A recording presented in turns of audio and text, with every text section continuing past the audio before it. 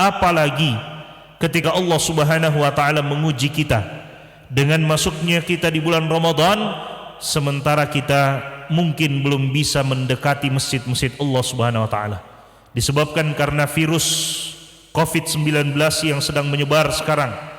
Kita hanya bisa beribadah dan fokus beribadah di rumah kita masing-masing. Ini adalah salah satu bentuk ujian. Apakah kita bisa menggunakan waktu-waktu Ramadan ini dengan sebaik-baiknya ataukah tidak? Karena pasti akan berbeda para pemirsa sekalian, pasti akan berbeda ketika kita beribadah di masjid Allah bersama dengan kaum muslimin, dan ketika kita beribadah di dalam rumah kita bersama dengan anggota keluarga kita. Pasti ada perbedaan di dalamnya.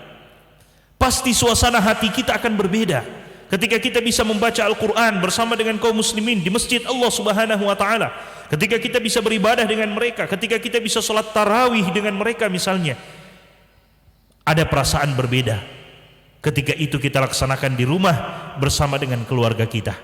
Apalagi jika di dalam rumah tersebut tidak ada laki-laki yang bisa menjadi imam dengan bacaan yang fasih, dengan hafalan Al-Quran yang banyak misalnya, maka akan semakin terasa perbedaan tersebut.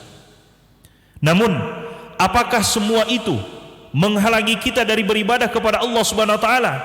Apakah semua itu menghalangi kita untuk bisa menjadi mulia di sisi Allah Subhanahu wa taala dengan bulan suci Ramadan?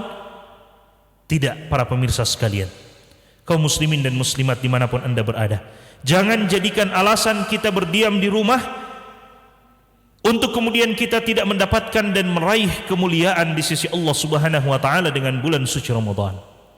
Mari kita gunakan semua waktu kita atau sebahagian besar dari waktu kita untuk betul-betul beribadah kepada Allah di bulan Ramadan ini agar kita mendapatkan kemuliaan di sisinya.